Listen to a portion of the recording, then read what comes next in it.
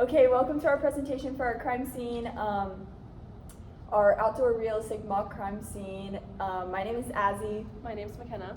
My name is Olivia. My name is Jeremy.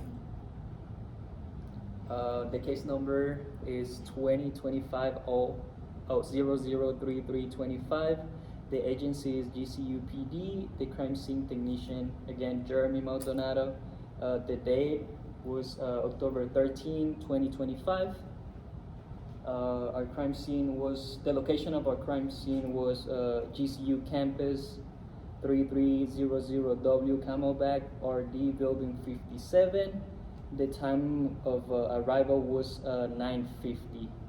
So at approximately 900 hours, a call was made to dispatch regarding a death investigation.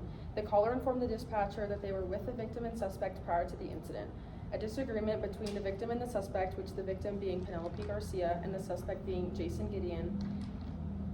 There was an argument between the two and the suspect attacked the victim. The suspect fled from the scene and the victim was transported to the hospital where they were later pronounced deceased. Here are the beginning pictures of our crime scene. This picture is going to be the overall photo with placards from the southwest corner. This shows most of the evidence that was included in the scene, with all of those placards to mark where the evidence is so that it's really easy to see in this picture. By the way, I was the one who took all the pictures. So if you have any questions, just reach to me. If you guys have any to add to the pictures or any information that you guys want to know about the case. Yeah, I think these two photos are really good representations of the scene because it was a very rocky scene. It was kind of hard to find evidence within the scene, so by putting photos with placards overalls, it's a really good representation of where all of the evidence was within the scene.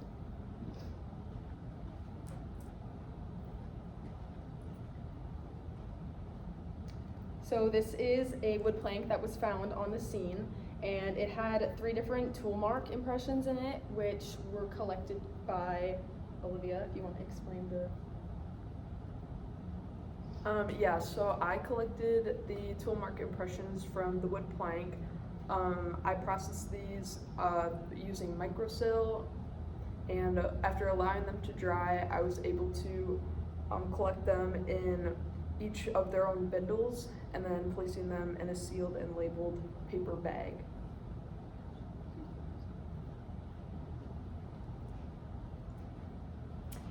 This item of evidence was a shoe, and this is the close-up with a scale of that shoe, so that way you can see the size of the shoe and be able to see how it was oriented in the scene. There was also significant wear and tear to the shoe. The sole was almost completely peeled off, and the insole of the shoe, where the tongue of the shoe is, you could not read the size of the shoe, the sex of the shoe, or any other information like the style number. You could not see from the evidence we had.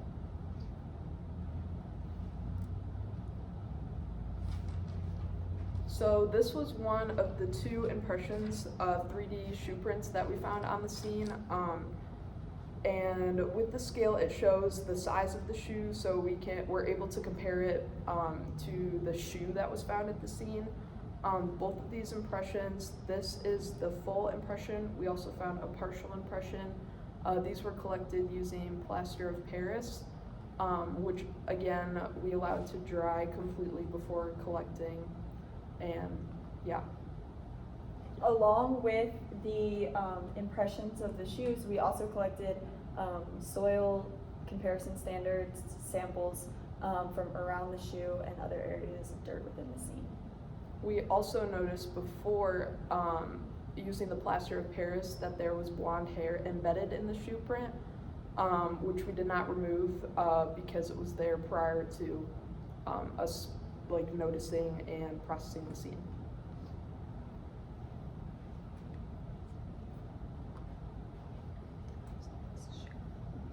So here's another shoe photo that we have. I think this is one of the most important pieces of evidence that we found because it does link the suspect to the scene, specifically, and I think that's one of the only things that is on the scene that really does a great job of doing that. And then we also have like a swipe on one of the poles next to the stairs. So we're gonna compare the shoe to the swipe that we have in our investigation.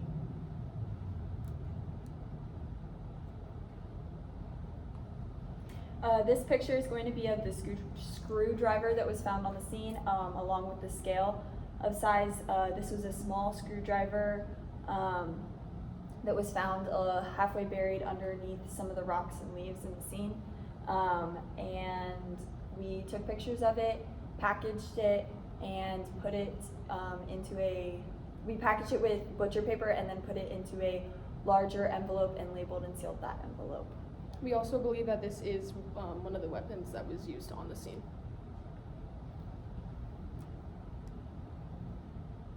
So this is the rough sketch of the bird's eye view. Azzy and I, we were the ones who measured the scene originally together. First, we measured all of the items of evidence and where they were in the scene before measuring the perimeter of the scene. And we used rectangular coordinate system in order to be able to measure two of the walls. We used the east wall and the south wall. Those are the two we measured to for all of the pieces of evidence. And it has a legend with all the pieces of evidence and then the title block with all the information. And this is the same thing, but the final sketch, everything, just all that together on the final sketch. On the computer, obviously it is not going to be to scale just because of the way that a picture has to be taken and blown up to fit on the PowerPoint, but on paper, those are all in scale.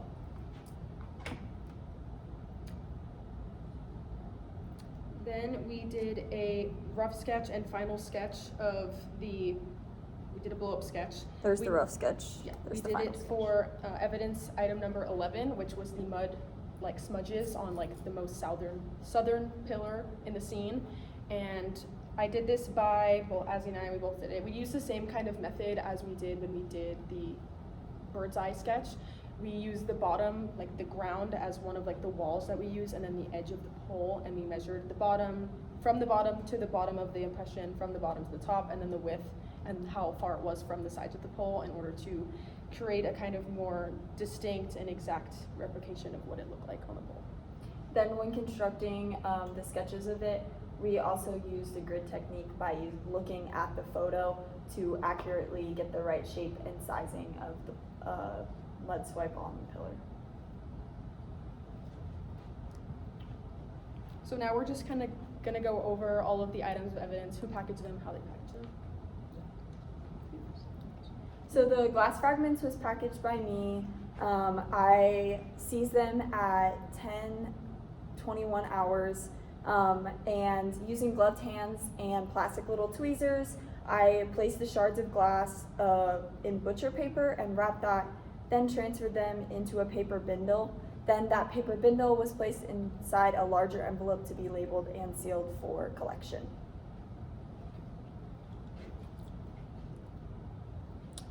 So the second evidence that we found was a parking permit or a parking violation permit at approximately 10:05. A green warning parking permit was found in the east right corner of our scene. This item was collected and packaged by me using gloves and by hand.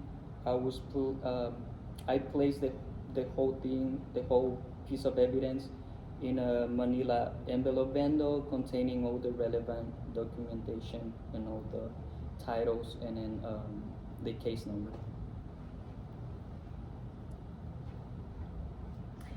The next item of evidence was evidence item number 17, the screwdriver. I also collected that at 10:06 hours, and using gloved hands, I took the item of evidence and wrapped it in butcher paper just to preserve anything that could have possibly been on that tool, and then wrapped that in butcher paper and placed it into a large labeled envelope, and then sealed that envelope and labeled it for packaging. And then again, talking about the wood plank, this was evidence item number 15, and it was seized at around the same time, 10:06 hours, processed and collected by me. I used glove hands to prepare the microcell and apply to each 3 of the impressions and left it to harden. And then after they all dried, I placed them in their own paper bindles, and then each into a brown paper bag properly sealed and labeled.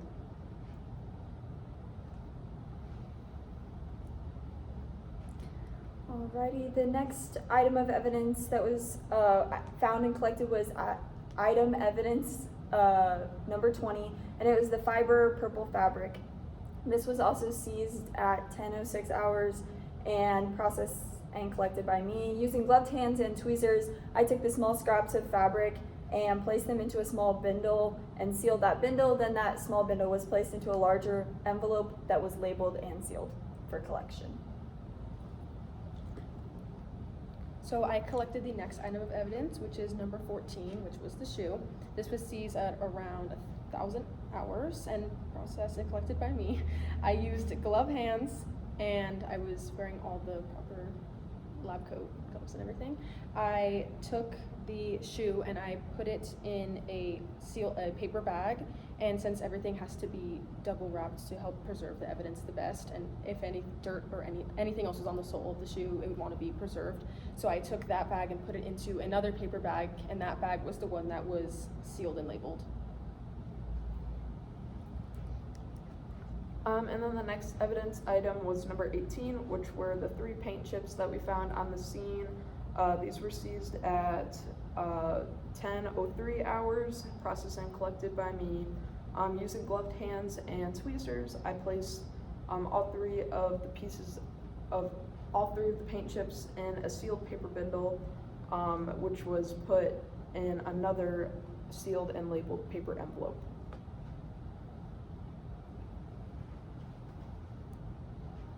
And then evidence item number 11 were the 2D impressions found on the pole, the mud smudge. They were seized at 10:43 hours, and I collected them using gloved hands with a gel lifter. So I took off the clear cover of the gel lift and placed it on the mud smudge. Then after replacing it, I put the clear plastic back on and placed it in a properly labeled and sealed paper envelope.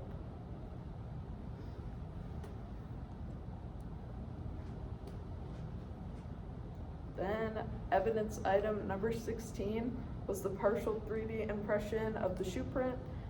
This was processed and collected by me at 10:08 hours. This was when I collected it by creating a cast using plaster of Paris and a baffle to make sure that the impression wasn't damaged during the process of casting. And after this was dried, I removed it with gloved hands carefully to preserve any trace evidence. And to make sure the cast didn't break.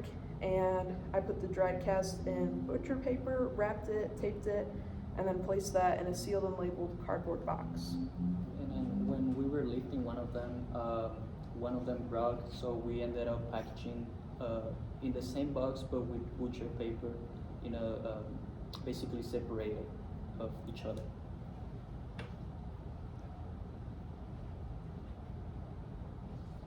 And that's what happened with the 3D full impression, which was evidence item number 19. This was the full shoe print collected at 10:08, using plaster of Paris and a baffle again, removed with gloved hands. A piece did break, but everything was placed in butcher paper, wrapped, taped, and put in a sealed and labeled cardboard box.